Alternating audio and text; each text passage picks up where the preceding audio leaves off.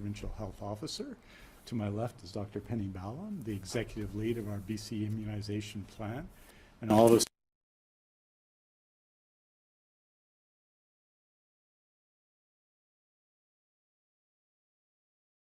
from Dr. Henry and Dr. Ballem on the immunization of children 5 to 11. Just wait for the bells. The immunization of children 5 to 11 and our regular report on COVID-19 in schools. And with that, it's my honor to introduce Dr. Bonnie Henry. Thank you very much and good afternoon. I want to start by just acknowledging that we have been through a lot here in BC in the last few weeks.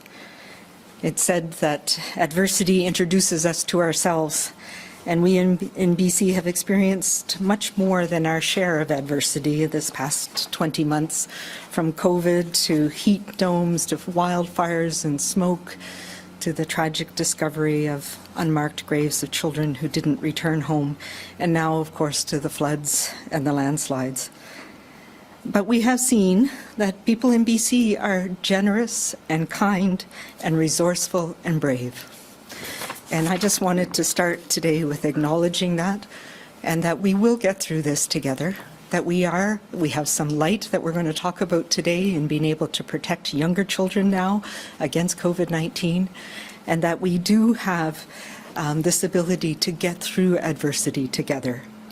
And where I come from, we have a saying that common suffering builds strong bonds. We are building strong bonds here in BC, and that is what will help us get through this and will help us build back. Before we get into the vaccine details, I want to share a few other updates. Today, the BC CDC published the results of the Speak 2 survey that we participated in earlier this year. And it'll be no surprise that the survey results show how difficult this pandemic has been on children and families. And that's one of the reasons we have worked so hard to keep our schools open. We know that school communities are a very important support network for kids and families, and so that information is available for people. But we know as well that families are not the only ones who have struggled. This pandemic and the various adversities that we have faced have been challenging for all of us. And understandably, it's put a strain on many people, on our mental health, on levels of anxiety, and for some, the upcoming holidays can also be stressful and difficult. I want everyone to know you are not alone. And if you're feeling overwhelmed or anxious or unable to cope, there are resources that we have to support you. I encourage you to call 811, to go to bouncebackbc.ca. Our First Nations Health Authority here in BC has some wonderful resources for First Nations people that you can access online or call 1-855-242-3310. As well, we have a crisis line that Métis Nation BC has established, which is 1-833-METIS-BC or 1-833-638-4722. The Kids Helpline is also a 24-hour phone counseling, web counseling, and referral service for children and youth. And I know it's been well used, and it is there for you now, too. And that, to speak to a counselor, it's 1-800-668-6868. And I would also encourage people to go to our BC CDC website, where there's lots of useful information and supports, specifically for COVID-19. We do have light, as I said, at the end of this tunnel, and one of the important things that we have is ongoing tools that help us protect each other from COVID-19. And I'm going to present some of the information today and then turn it over to Dr. Ballem to talk more about details. So we do know, I just realized that the screen is behind me now, so I'll have to put my glasses on so I can actually read when I'm looking. So this is the data on pediatric, so children, COVID cases over the last few weeks. So this is the November school report for K-12 that will be posted on the BC CDC website later today. Thankfully, in this past, the week up to November 22nd, we've seen a decrease in the number of children infected with COVID-19, particularly in the 5 to 11 age group.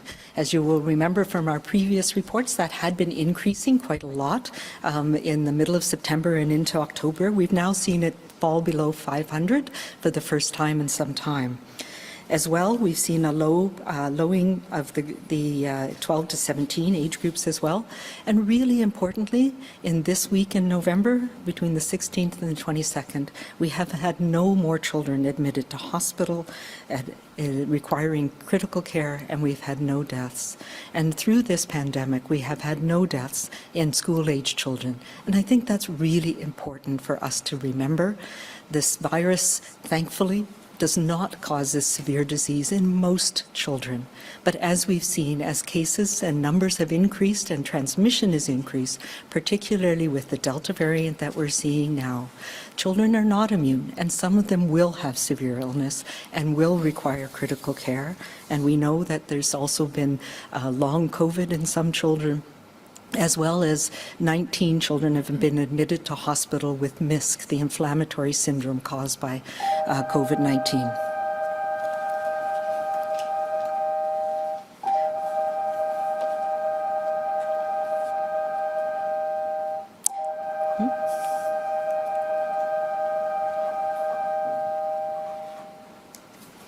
So while it's important for us to put it in context, it is also important to remember and recognize the impact this pandemic has had on children and families.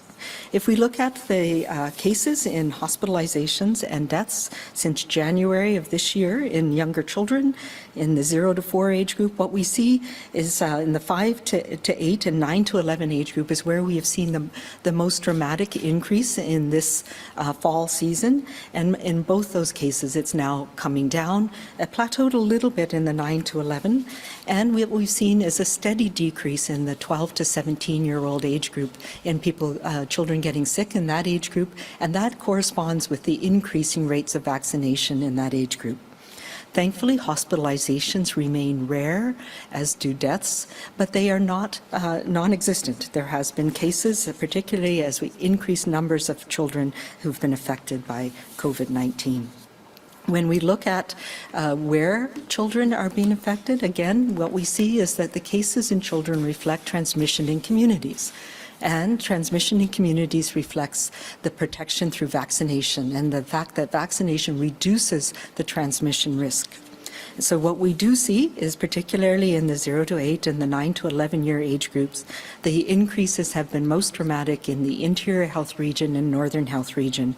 And very recently, in the last week, we're starting to see decreases of those in those areas again. What is striking, though, is where we have vaccination of 12 to 17-year-olds, there's been that steady decrease. And in those communities, those areas like Vancouver Coastal in particular, and areas of Fraser Health, where the immunization rates are high, the rates of transmission in children have remained low.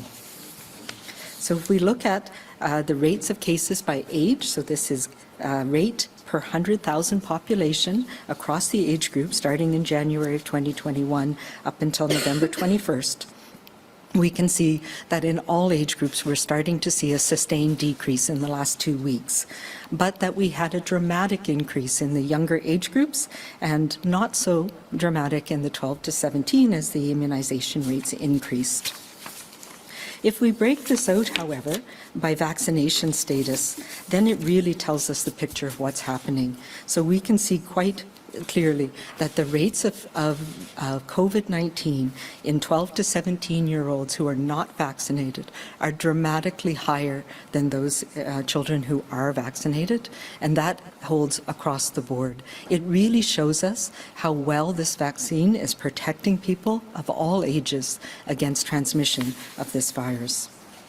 And that, of course, reflects in what we're seeing in schools and communities around the province as well. So since the beginning of September, we've had exposure notifications. So that's when a child or a staff person has been in the school during their infectious period. There have been 2,975 exposure notifications posted around the province, although more of these are in areas where there are more transmission in the community. So that's in 830 schools. So 45% of schools have had an exposure notification in that school, and that's up until November 13th. Of those, there have been 382 clusters in 217 schools. So exposure notifications reflect what's going on in the community, not necessarily reflecting of risk within the school environment. So a cluster is when we have 2 or more cases within 14 days where there's been transmission likely in the school setting. So we've had 382 clusters in 12% of schools. So in 88% of our schools across this province, we have not had any transmission events in those schools. And I think that's good news as well. It tells us that what's happening in the schools is working to support children. And this was up until November 6th.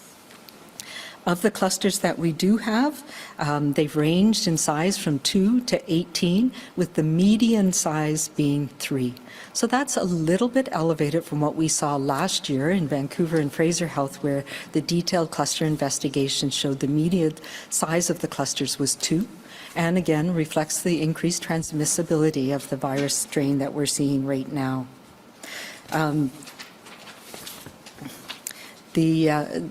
The other thing that we've noted, up until November 6th, we have had 4 reported outbreaks in schools. And so an outbreak is when there's increased transmission beyond just a cluster, and where there's been additional measures that needed to be taken, including going to remote learning, either for the classroom or the entire school. And the size of the 4 outbreaks that have been reported in this reporting period range from 36 to 67 cases. Since November 6th, there have been 2 additional school outbreaks that have been reported, including one today in Northern Health. So again, outbreaks are rare events, but it is important because of the disruption that they cause. And we know that not only outbreaks and clusters, but the exposure events create anxiety and concern and increased testing burden in children. One of the things that will come out, it's in the situation report for schools that's posted today, is the investigation of these cases, particularly around the clusters in schools, shows us that most of the transmission in school-aged children happens in the community or at home. And many times that's the same thing, where children have social groups or activities outside of the school setting where there's transmission as well, and then the same group of children are in the school setting together. So if we look at this in terms of risk of COVID-19 for school-aged children compared to vaccine-related concerns, and we've looked at this specifically for those children 12 to 17 years of age, we can see that the risk of getting COVID-19 right now in BC is about 10 times higher among those children 12 to 17 who are not vaccinated. So the rate is up to 4,000 per 100,000 population compared to 300 in the vaccinated children. But really importantly, the risk of hospitalization for children who are not vaccinated is about 37 per 100,000, and we have had no hospitalizations in children 12 to 17 who have been vaccinated with even 1 dose of vaccine. And really that speaks to how effective these vaccines are, and we've seen this across age groups, at preventing severe illness, and that's important for us to remember. As I mentioned, we've had 19 cases of MISC, and the average age of those children is 9. And we've also had, we want to compare that to what we see with adverse events following vaccination. And the risk of experiencing a serious adverse event is about 2.7 per 100,000. And compare that to the risk of hospitalization once somebody is infected. So there's been 133 adverse events following immunization reported from children 12 to 17, and most of these are mild. They're things like fever, headache that lasts for several days, or a rash and swelling at the site of the injection. There have been 14 serious events which required hospitalization, and all of those children have recovered and been discharged. The primary reason for a serious adverse event being reported is a severe allergic reaction or anaphylaxis reaction. So what we see from this and what we've learned from immunization of older children and from what we've seen around vaccination around the world, that long-term effects are very, very rare. This shows us the pattern that we're seeing when lots of children are being vaccinated. We do get reports of adverse events. Most of them are mild, and the occasional report, as I said, of serious adverse events. This reminds us that even though these mRNA technology is new to vaccines, it's not new to medicine. It has been around for a long time. We've been using them for specific treatments, for things like cancer treatments. They've been used to try and develop influenza vaccines, other types of vaccine technology. So I think it is important that we do know a lot about these. While it's a new formulation, it's not a new thing to medicine to understand how mRNA works. So that is a nice segue into the fact that we now have another tool that we can use to protect children from COVID-19.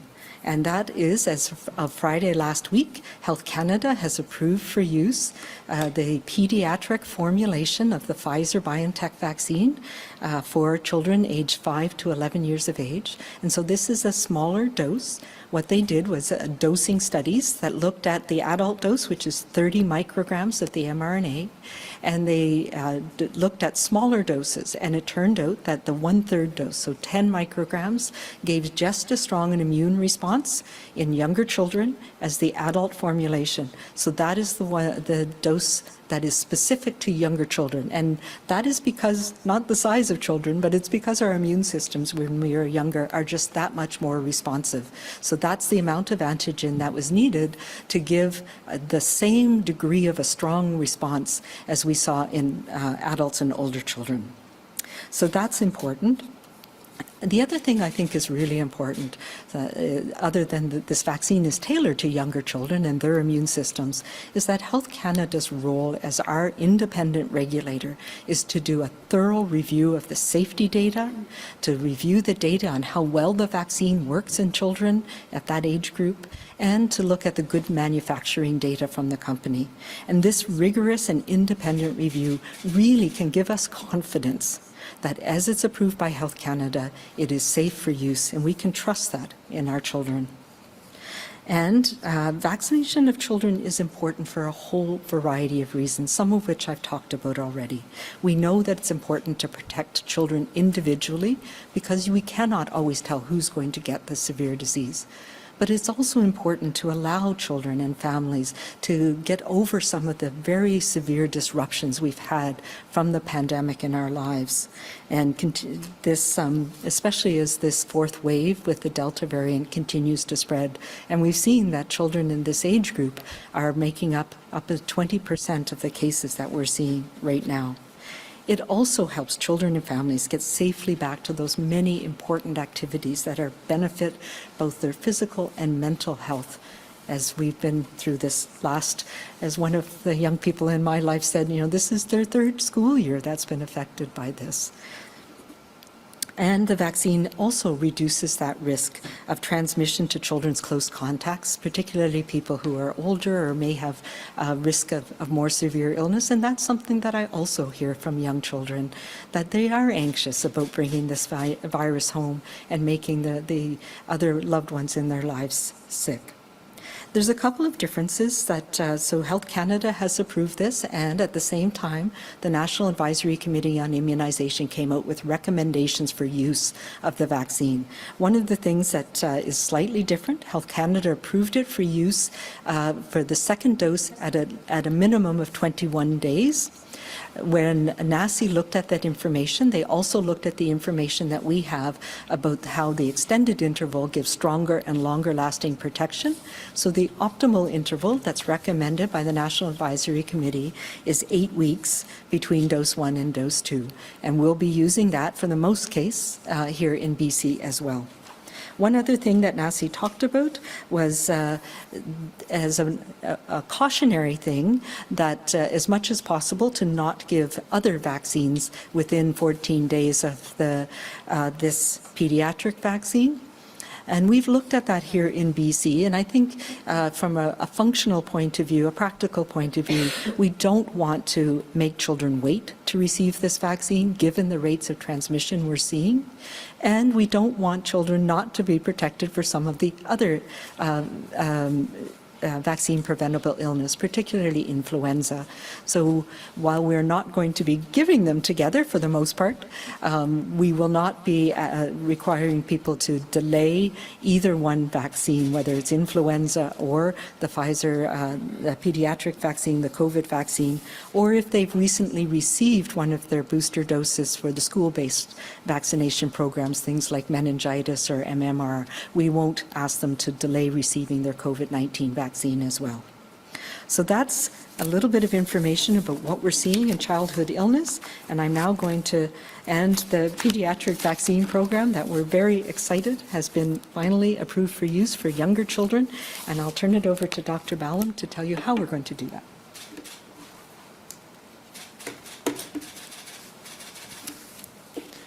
Thanks so much, Dr. Henry and Minister Dix. Very happy to be here. This is, as Dr. Henry's outlined, this is a very exciting day. We've been anticipating the approval of the vaccine for these smaller children. And, you know, as Dr. Henry has outlined, this is like a major step forward now in, you know, continuing on the journey of getting our communities back to as close to normal as will be following the pandemic. There are 350,000 children who are eligible for the pediatric vaccination program for COVID-19 in our province. We've spent some time prior to the approval last Friday with our pediatric colleagues across all the different disciplines to see if there's a need from their perspective to prioritize any particular group of children. And their advice to us is there's a lot of vaccine. We've got a lot of experience now running this program. Let's get these children vaccinated as quickly as possible, and that's going to be far more help than trying to triage different subgroups to arrive in front of the other. So we're very happy. We're going to open up this campaign.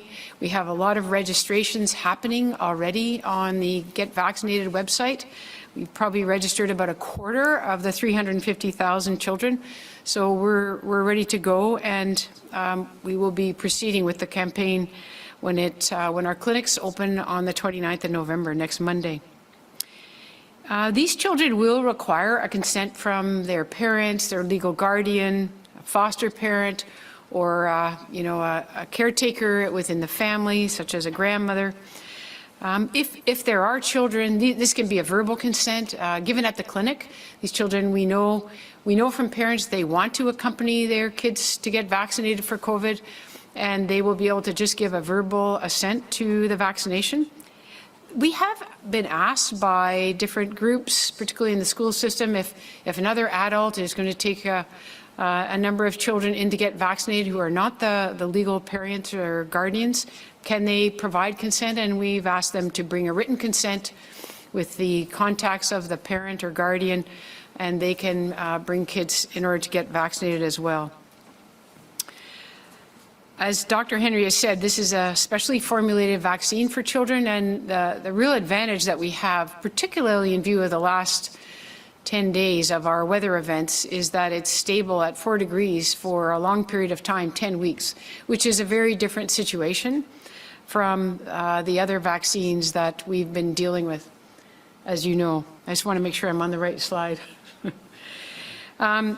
Just another little nuance for this campaign, children must have had their 5th birthday. They have to be 5 in order for them to be eligible for the vaccine. And now 11-year-olds will receive the pediatric vaccination until they turn 12. And after their 12th birthday, they will be eligible for the adult dose. And if a child is 11, receives the pediatric vaccination for their first dose, and then they turn 12, within the 8-week time frame, they will get the adult dose for their second dose. I think Dr. Henry's covered the interval. And the other thing that's really important is that we're really encouraging parents to register their children in the Get Vaccinated system. It's a system that they're familiar with. We've done over 8 million vaccinations using that system. It's fabulous. It will allow them to get an invite through email or text, and they will then be able to book into a clinic at their convenience for their child or their children to get vaccinated. The other thing that's a basic, really important part of this campaign is whether it's a unique clinic or a mixed clinic where we're also doing some adults, we will have specific and unique child-friendly, child-appropriate attributes of those spaces to make sure children feel comfortable, that their parents are comfortable, that there's room for children and their parents and other family members, and that they have the time that's needed to get them vaccinated. And as you'll see, special quiet places if a child is having a difficulty. We need this to be aligned with best practice around childhood vaccination. So the 3 easy steps on the next slide. Whoops, there we go. There we go. Familiar steps to many people who have used our Get Vaccinated system. First, you have to register.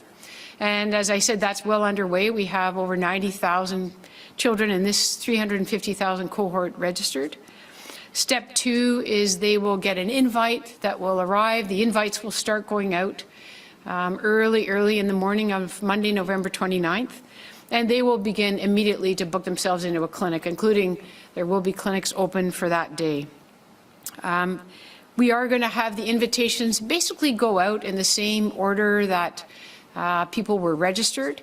There's no need to do it starting with the older children in this age group down to the youngest. Because really what we want to encourage is families to be able to bring all their eligible children at the same time. So that will be great. We are trying to stress that drop-ins are difficult for us, especially at this time when we're trying to get a number of campaigns through, and we're a little constrained with healthcare staff and immunizers. We have a lot going on. As you know, in our healthcare system, we've had these weather events that have disrupted us somewhat and put more stress on our system.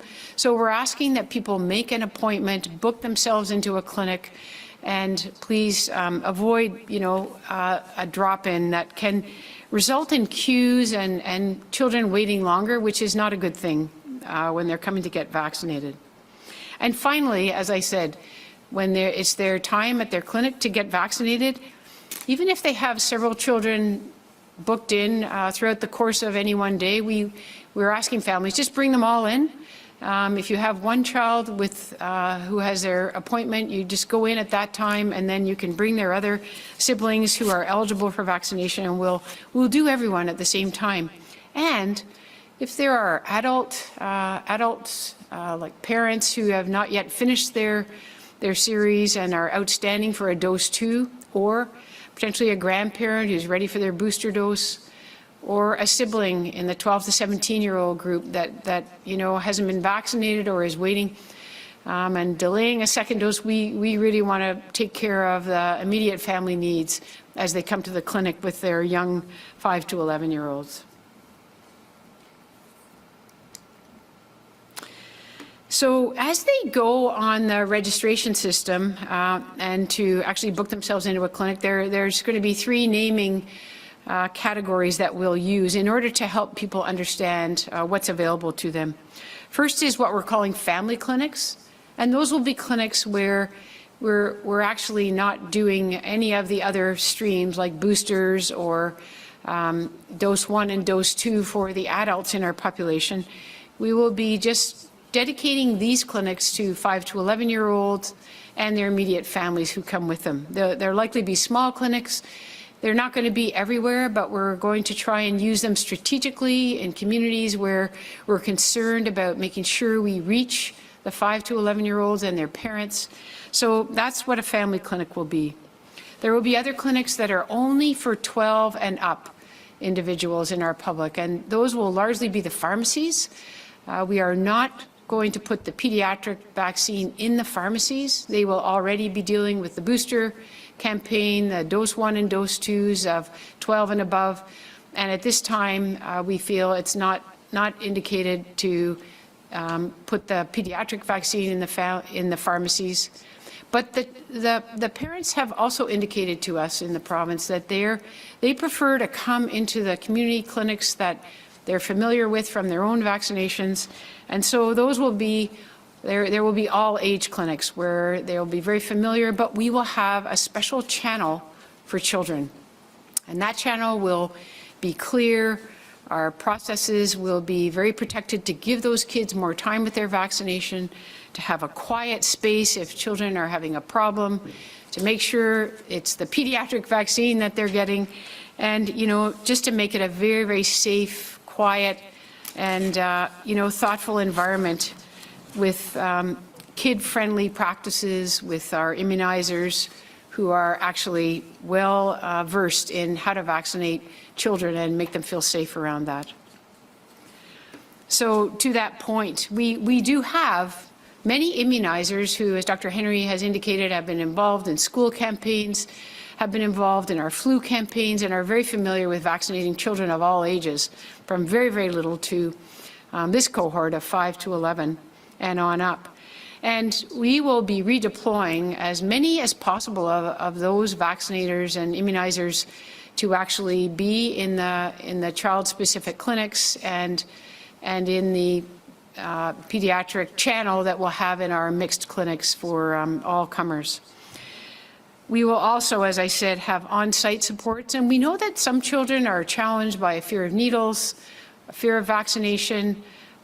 They may have special needs. Children in the disability community often have special needs, and we will be working to ensure that we have that capacity in our clinics and that we're working with our stakeholders in the community who can provide us lots of input and advice to make sure that we're addressing the issues that are critical.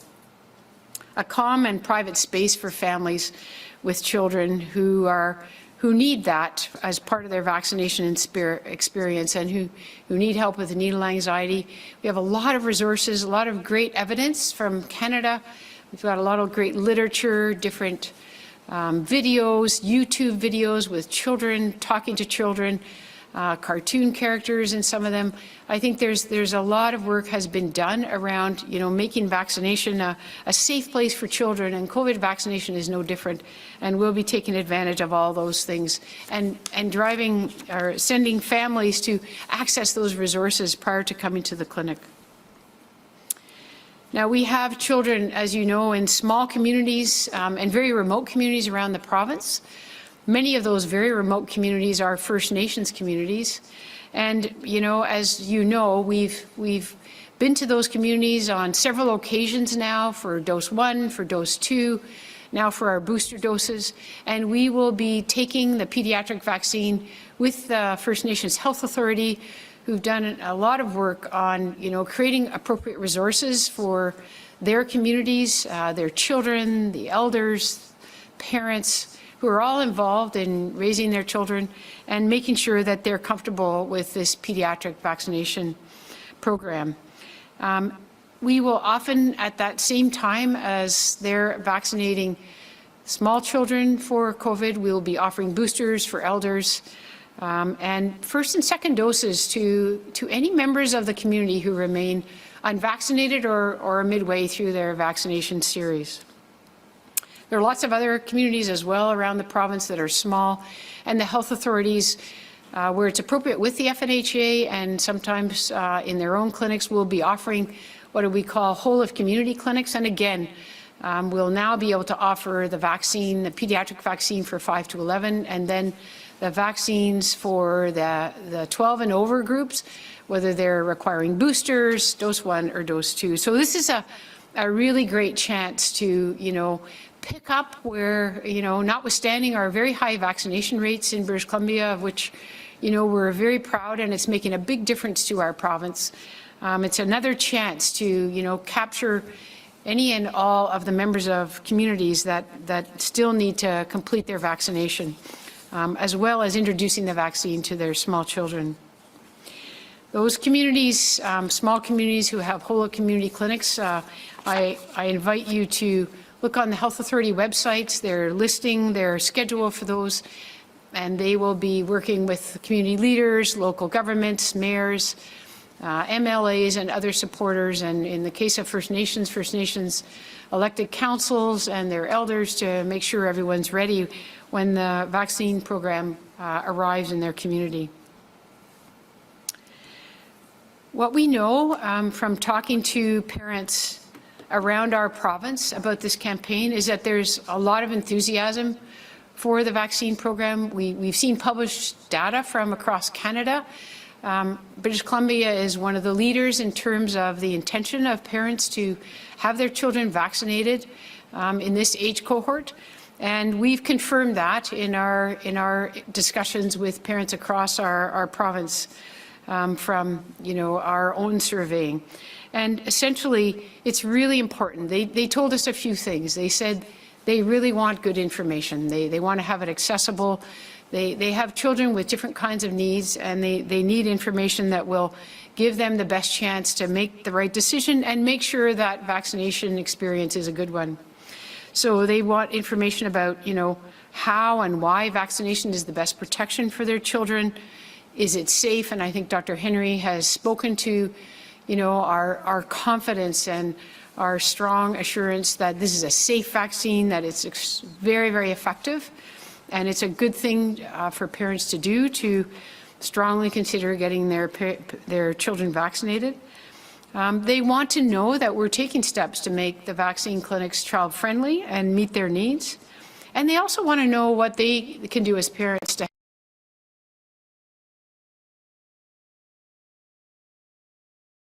both for parents and for children themselves, to watch and learn about, how to get ready themselves and how to have their parents contribute to that. And a lot of that work, we have a lot of really great experts in our province, in the health authorities, amongst our pediatric community. We have a vaccine evaluation center at BC Children's Hospital that provides great advice to parents and speaks from an evidence base from all of their work and studies on these issues. Our medical health officers, and Dr. Henry and her team, we have a lot of people that are there as a resource for parents as they work through their decisions around their children. So in summary, we want to keep our kids safe, we want to keep their family members and the rest of our community safe, and we want to get back to our lives and put COVID, as a pandemic behind us. And so we really want to encourage, register your children today in the 5 to 11 category, and register any other children you have that remain unvaccinated. And, at the end of the day, there are many, many resources for our parents to access, for teachers to access as they're talking to children in schools. There's a lot of activity that has come to light that will help inform the decisions, help people feel comfortable, help with specific and unique problems. And so we believe that, there are the resources that parents have asked for out there. So I just want to thank you for today and just say we're very, very excited about this campaign, and we'll be working hard to get these kids vaccinated over the next couple of months in British Columbia. Thank you very much.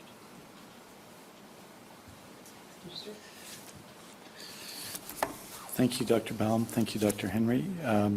Just a few updates as part of our regular Tuesday updates, and then we'll look forward to moving on to questions. I'd like to briefly mention the requirement for members of the BC Public Service to be vaccinated. Yesterday, end of day, was the deadline to provide proof of vaccination. Ministries are finalizing their reporting over the next couple of days. and submitting that to the BC Public Service Agency. We anticipate being able to provide preliminary data on compliance with this policy either Friday or early next week. Our focus right now is on initiating necessary follow-up actions, whether that's addressing any requests for accommodation or moving those who remain unvaccinated onto unpaid leave. The vast majority, and I mean the vast majority of public servants, just like the vast majorities of British Columbians, are fully vaccinated because they recognize how important that is for their families, for their colleagues, and for their communities. And we continue to strongly encourage those who haven't done so to make the choice to be vaccinated so they can continue their important and valuable roles in the public service.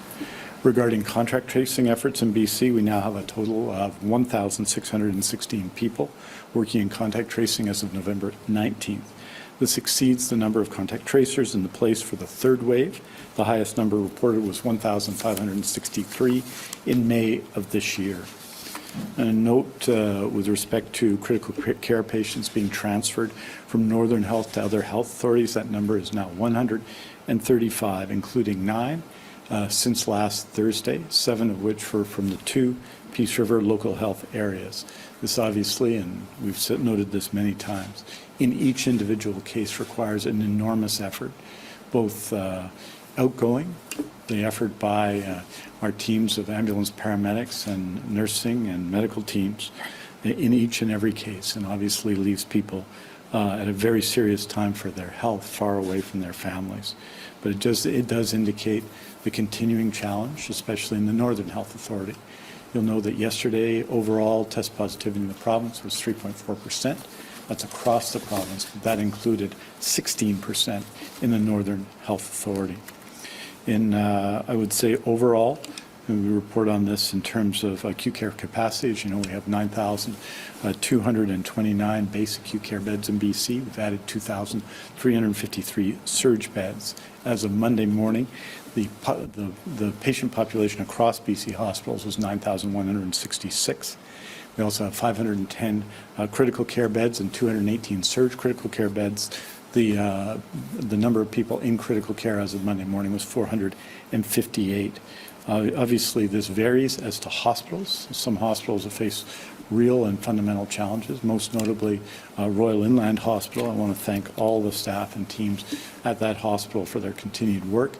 So to put it in context, Royal Inland is the only hospital whose current population is above base and surge capacity. Base capacity at Royal Inland is 259. Surge capacity is 20, and the current patient population is 292. Nonetheless, and they are facing, as you know, a number of COVID-19 outbreaks, 4 of them involving approximately 50 people. In spite of that, since November 1st, when we made the difficult decision to reschedule non-urgent surgeries, more than 592 surgical procedures have been completed at Royal Inland, including 420 scheduled urgent and emergent procedures and 172 urgent or emergent unscheduled procedures. So the exceptional work being done at that hospital by healthcare staff is something we recognize. We also note the very significant increase in staff at Royal Inland and hirings of staff of the recent months, which I reported on recently, but include 89 new registered nurses, LPNs, and healthcare assistant staff have been onboarded since September 13, 2021 alone. In this week's update on surgery, I note that that some surgeries continue to be postponed as health authorities respond to COVID-19 and the state of emergency arising from the extreme weather and flooding. From November 14th to November 20th, health authorities postponed 375 non-urgent scheduled surgeries. That's 197 in the Fraser Health Authority, 3 in Northern Health, 6 in Vancouver Coastal Health, 10 in Vancouver Island Health, and 159 in Interior Health. In Fraser Health, 173 of those postponements were due to severe flooding and landslides impacting 5 hospitals: Abbotsford Regional, Chilliwack General, Langley Memorial, Ridge Meadows, and Surrey Memorial Hospitals. That means cumulatively from September 5th to November 20th, there have been 3,221 surgical postponements. Despite these postponements, surgeries are, of course, continuing around the province, and some exceptional work is being done across the province under very challenging circumstances. And I note that in the most recent reporting period, 6,898 surgeries were completed from October 24th to October 30th, which is, continues to demonstrate the extraordinary work done by healthcare workers, healthcare professionals, health sciences professionals, surgeons, and nurses. In closing, I want to say that there have been moments of great significance throughout the pandemic, moments of possibility. And this is obviously one of them. The opportunity today, the approval by Health Canada on Friday. Today's announcement on vaccines for young children is one such moment, it seems to me. It's one we've all waited for, a moment for a little bit, I think it's fair to say, and one we've hoped for. And with so much in our lives right now to occupy our thoughts and direct our action, it is, I think, a moment worthy of note, even pause. A pause to remind ourselves that as committed as we are to helping others in need, as focused as we are to stopping the spread, others are equally committed, equally focused in their effort. They produce a moment like this that makes our work easier, that eases our burden, and in that not only restores us and drives us forward, but renews our spirit as well. That's the power in today's news on vaccines for children 5 to 11. Thank you very much. We're happy to take your questions, and I'll welcome Dr. Henry back to the podium. Thank you. A reminder to media on the line, please press *1 to enter the queue. You'll be limited to one question and one follow-up. Our first question today goes to Shannon Patterson, CTV. Oh, hi, Dr. Ballem. Are these new clinics that are being opened? Some of these clinics, I know quite a few of the mass clinics have already closed down. Are you reopening new locations? Where will they be located? Will they be large spaces like the convention center, or will they be smaller ones? And how far will people have to travel? Will they be enough of them that people won't have to travel far, or in some communities, might they have to travel quite a distance to find one? Yes, thanks so much for the question. We don't have many of those very large clinics we saw during the big surge in vaccination of June and July, August of this year. Most of those facilities have gone back to their normal use, which is a good signal. So our clinics, we will build on the existing clinics that you're familiar with that we're using for our booster campaign. There will be some smaller family-specific clinics that we're strategically going to be placing at the health authority level. In some cases, we will use school sites, not to be vaccinating during school hours, but as a facility that can be used after hours and parents can attend with their children. So it will be a variety of different locations and places. We will be opening up some new child-specific clinics, family clinics that we haven't had open before, but we will certainly be leveraging our existing clinics as well. Shannon, do you have a follow-up? Yeah, so you said 91,000 have already registered, and those people will be first in line to get their text to book. Let's say, can all 91,000 expect a text on Monday, or will that be maybe 30,000 and another 30,000? And if I were to register my child today, when could I expect to get a text that it's my child's turn? Well, basically, what we've planned is that we feel that we will be able to get through this cohort by the end of January. And, you know, we use part of the reason we like the Get Vaccinated system, and it does allow us to, you know, issue invites consistent with the immediate capacity that we have. So we will be watching it very carefully. The health authorities will be placing their capacity on the Get Vaccinated system so that when you get an invite, you can go and book, and you'll see where space is available for a period of time, you know, out into the future.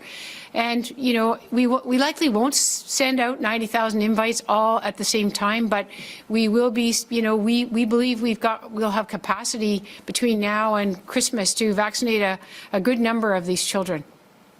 Next question, Lisa Cordasco, Vancouver Sun. Okay. Thank you. You mentioned that you came to the conclusion that the intention of parents to immunize their children is very high in British Columbia. Can you put some numbers to that, or names of studies or surveys that you've looked at? Any data that you can share on that?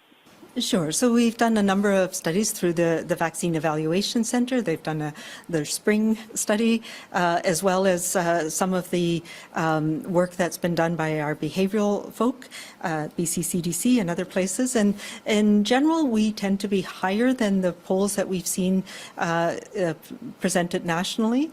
And from the example that we have from the Vaccine Evaluation Centre, it was 68% of parents were wanting to have their children vaccinated right away, and another 20% within said they're absolutely going to vaccinate their children in the next little while. So those are the types of numbers that we're seeing here in BC, so slightly higher.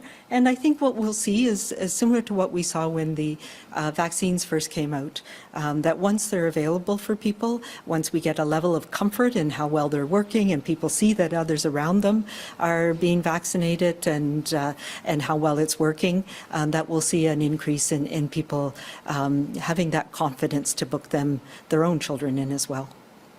Lisa, do you have a follow-up? Yes. Do you believe, as some critics have charged, that your messaging that COVID is... I was just going to say the one other thing that we're watching really carefully is the experience in other countries, and we know that close to 3 million children now have been immunized in the United States, and I've been on calls with my colleagues from Region 10, so Washington, Alaska, and Oregon, and they've really had a really positive experience with children, and what we have not seen are any other safety signals that have come up with the 3 million children in the U.S. So those are things that we'll be making sure that parents are aware of as well. So sorry, Lisa, I didn't mean to interrupt you. Thank you, Lisa. Please proceed with your follow-up.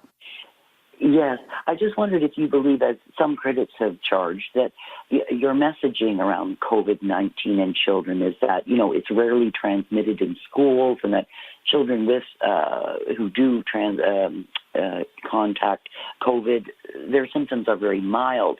Do you believe that messaging has created a sort of hesitancy or a lack of urgency maybe on the part of some parents? And how will your program sort of address that? Yeah, I don't believe that. What we're trying to do is balance the fact that schools are a safe and important place for children. And, I mentioned our Speak survey. The first one told us that closing of schools was really hard on families across the board.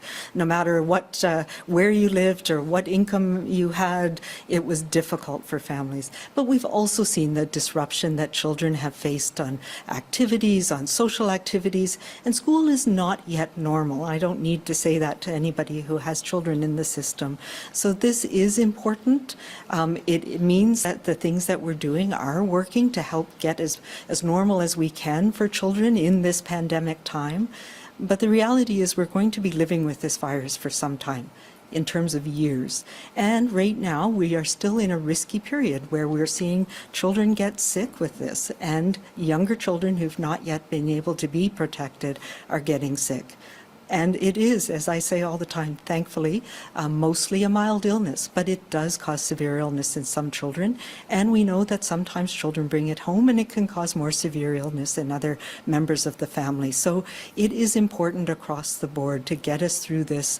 Nobody wants children to get sick, even if the probability is that mostly they're going to have a mild illness. And so this vaccine is important. It's important to help reduce that anxiety, but also to help children get back to more normalcy in their lives. Just say finally, the evidence is that people in British Columbia want to be vaccinated at very high rates. And with respect to schools, we have had vaccination against COVID-19 since May. We have one of the highest, certainly in any of the jurisdictions anywhere near us, the highest level of vaccination of children children and youth 12 to 17 already, which is well north of 85% in those categories. So the evidence is that children, youth, parents, and British Columbians want to be vaccinated at very high rates and higher rates in other jurisdictions.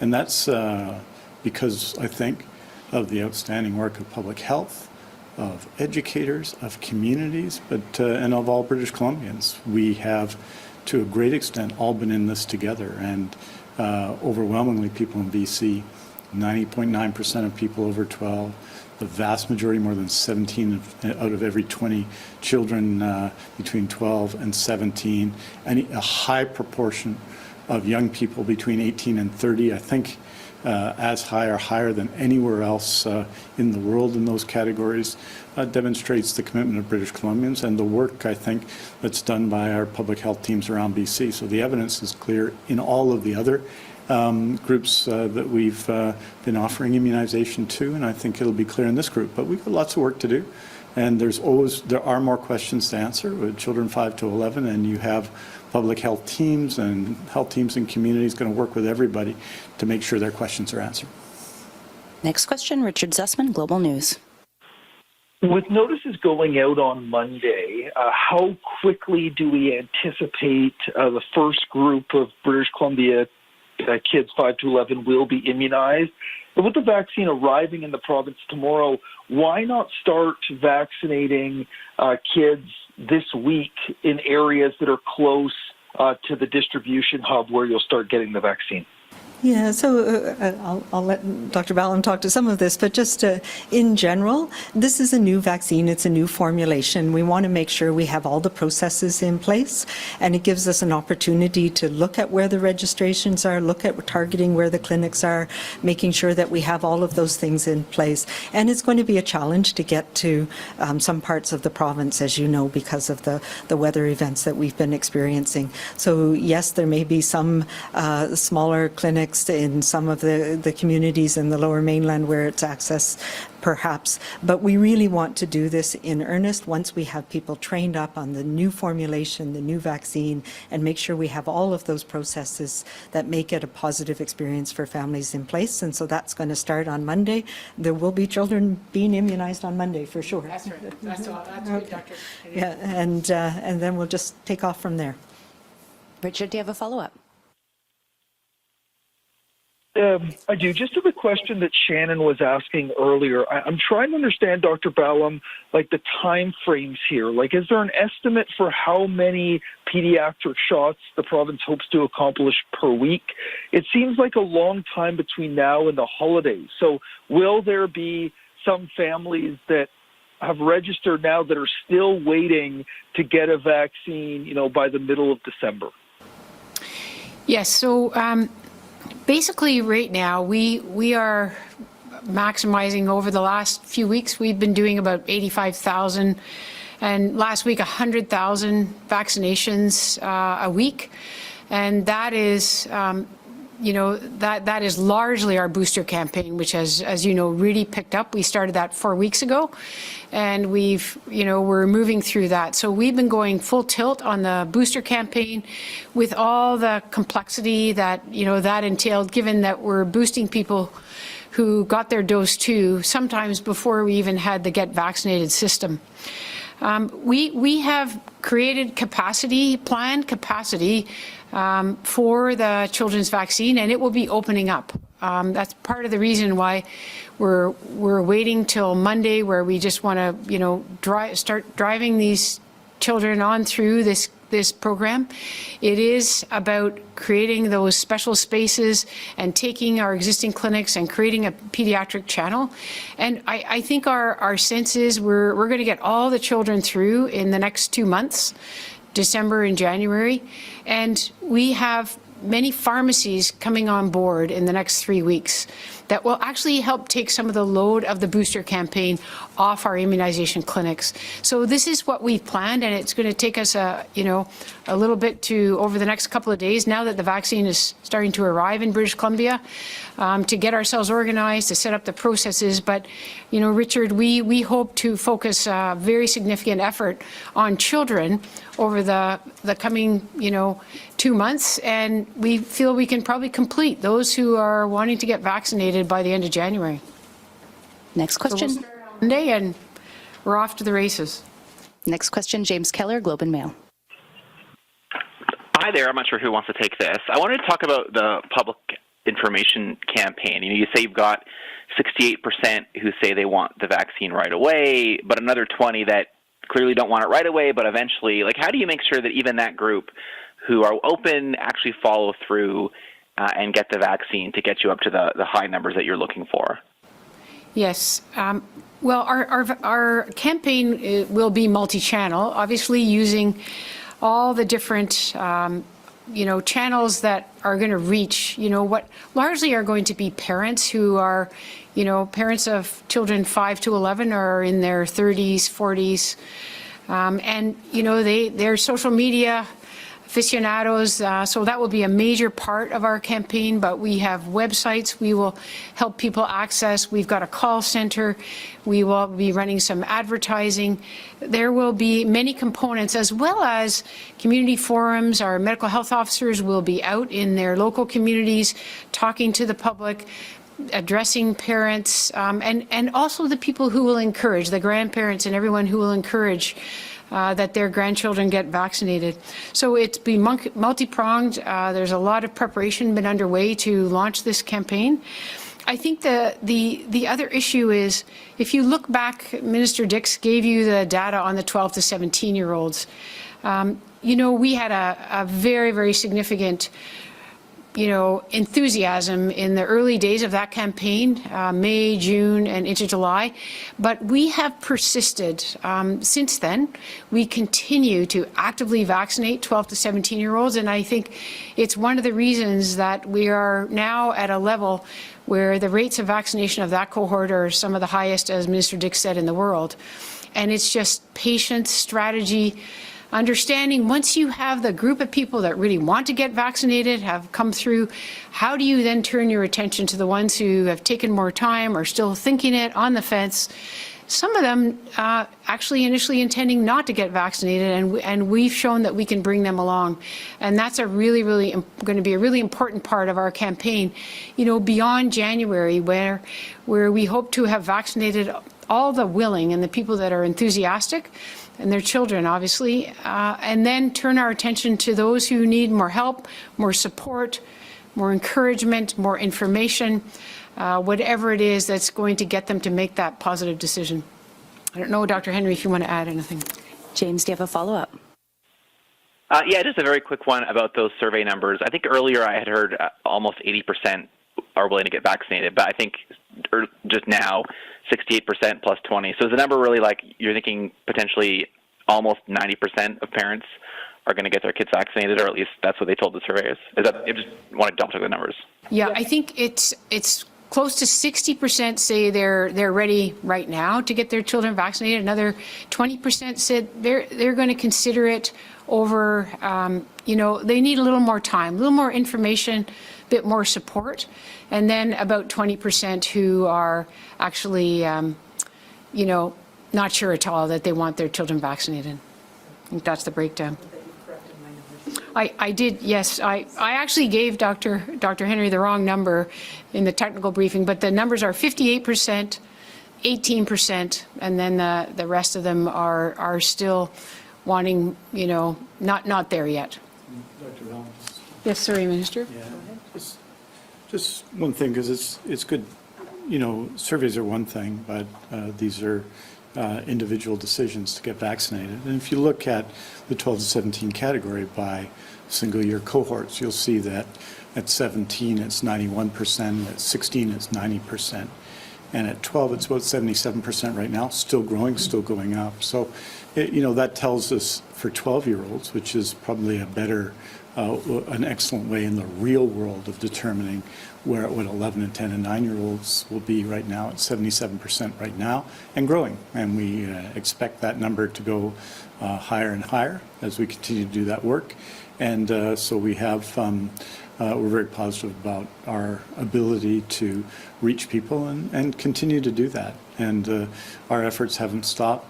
We immunized thousands of people for the first time last week, and that demonstrates our persistence and our collective persistence in BC of dealing with COVID-19. We'll bring you back. I will also just add that we've been working, especially in this age group, with our pediatric colleagues who are trusted resources for families and family physicians across the province as well. And, they are really important. So it is a place that families can go to get more information about this vaccine. And part of our job, and my job, is to make sure that pediatricians and family doctors have the information they need to support families in making this decision as well. Next question, Lisa Eustace, City News.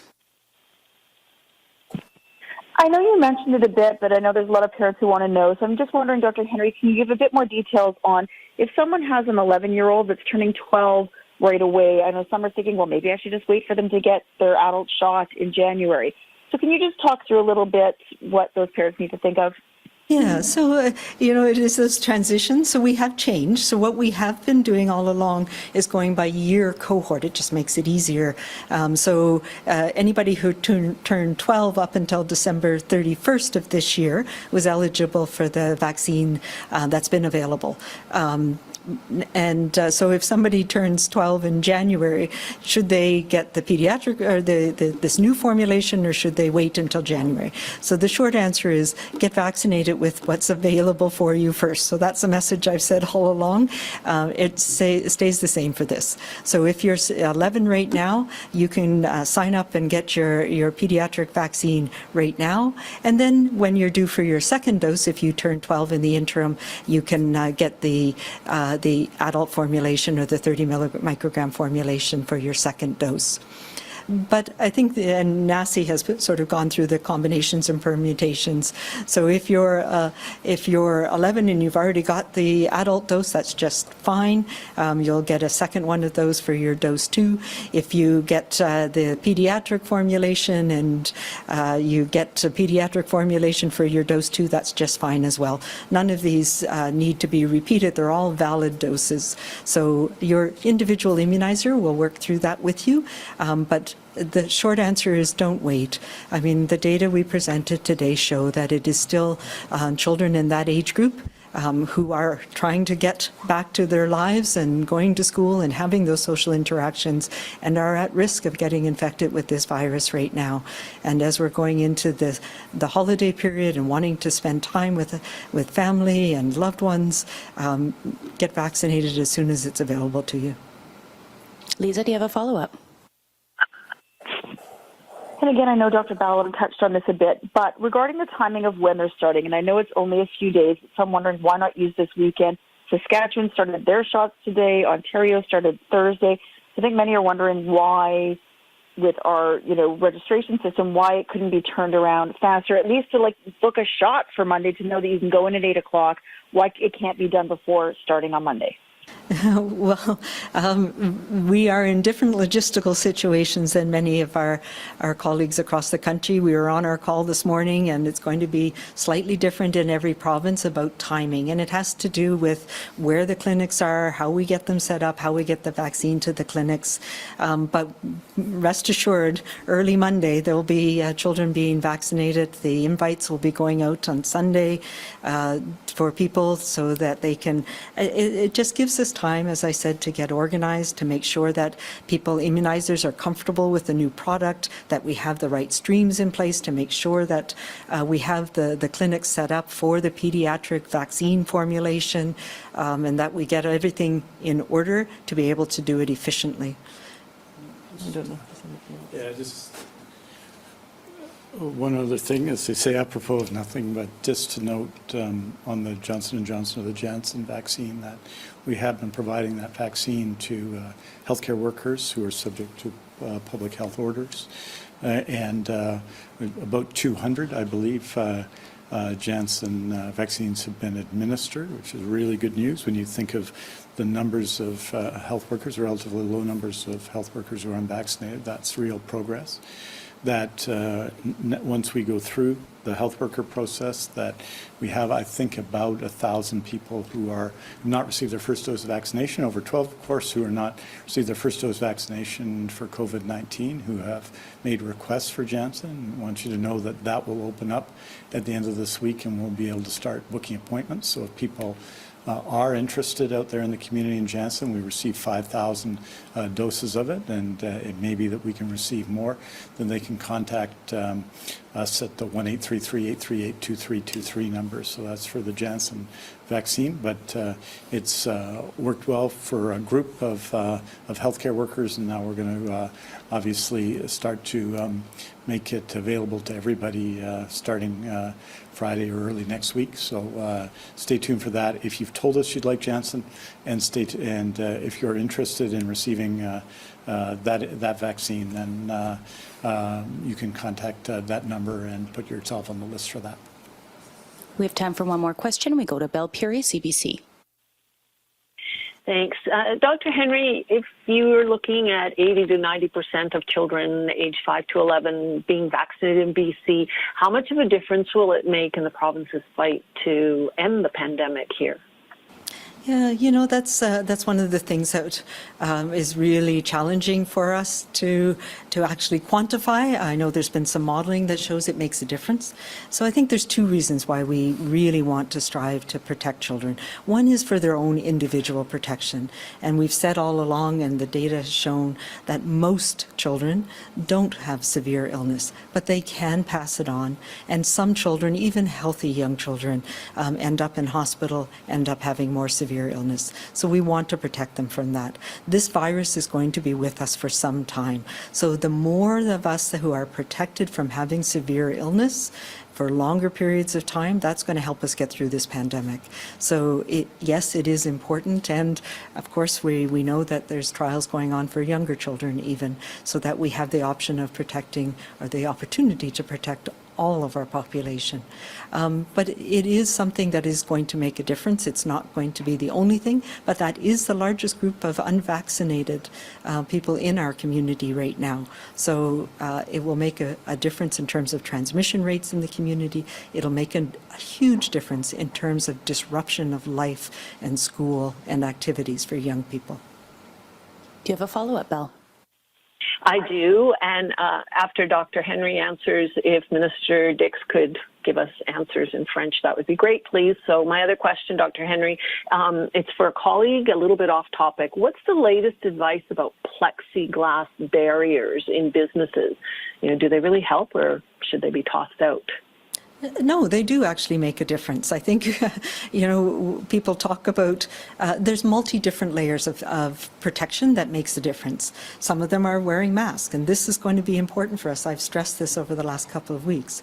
Getting through this winter is going to be our challenge, and we have to be patient with each other, and we have to continue to do those things that may be annoying, but make a difference. And that means layers of protection. One of those layers is mask wearing, both me wearing it to protect you and you wearing it to protect me, and the fact that we now have some evidence that masks protect ourselves as well.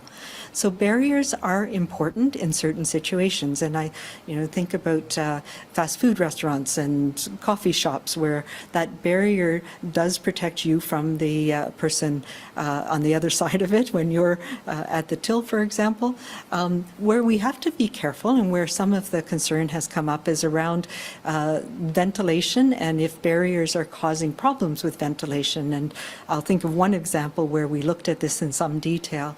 You may recall last fall and winter, we had a lot of challenges with transmission in food processing plants. The way they're set up and the way the workers work, and the challenges with wearing PPE in those situations.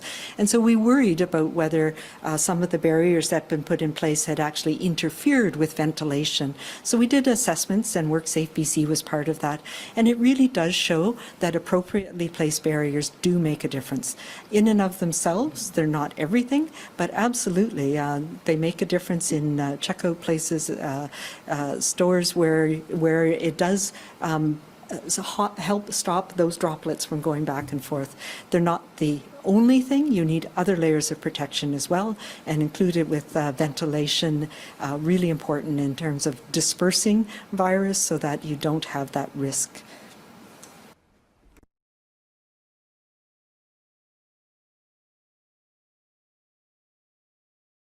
Plexiglas ne sont pas la seule réponse, mais ça fait partie d'une réponse pour protéger des gens contre la transmission de COVID-19. Il y en a d'autres, bien entendu, et on en a parlé depuis des mois, voire des années. Et je pense qu'il reste vrai que ces barrières sont efficaces et donnent un sens de sécurité à beaucoup de monde qui travaille avec le grand public, que ce soit dans des épiceries ou ailleurs. Donc, nous continuons à recommander ces barrières, mais ce n'est pas la seule façon. Il faut bien entendu être vacciné et prendre toutes les mesures nécessaires soutenues par la santé publique pour protéger nous-mêmes et aussi des autres. Donc, ça continue, ça reste le cas et je pense que ça va continuer à rester le cas pour des mois à venir. Merci beaucoup. Thank you very much.